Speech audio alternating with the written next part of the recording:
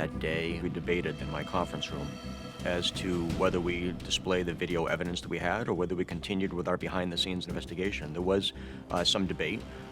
There were good points on both sides, but we did not want to have more bombs go off in Boston or anywhere else. And the quickest way that we could identify these individuals was to share that video evidence with the American public. So we were planning to display it that same evening, so 20 after 5.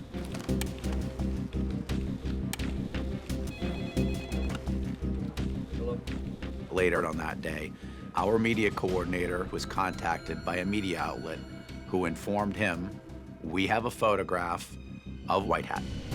Send it over, I'll take a look. And they said, we are going to release it at 4:30 today. All right, I'll get back to you.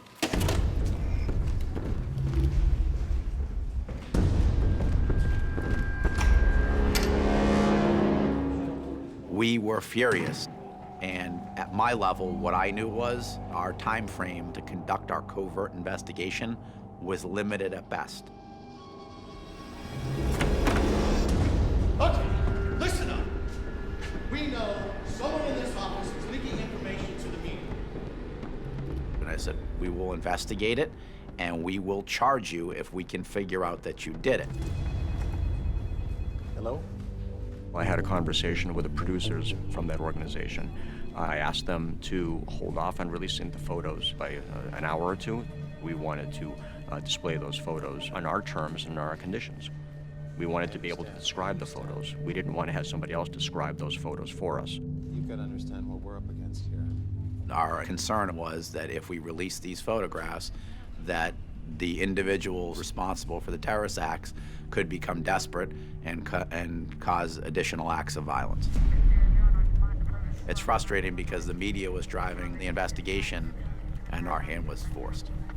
Today we are enlisting the public's help to identify the two suspects. After a very detailed analysis of photo, video, and other evidence, we are releasing photos of these two suspects. They are identified as Suspect 1 and Suspect 2. Suspect 1 is wearing a dark hat. Suspect 2 is wearing a white hat. With the media's help, in an instant, these images will be delivered directly into the hands of millions around the world. We know the public will play a critical role in identifying and locating these individuals.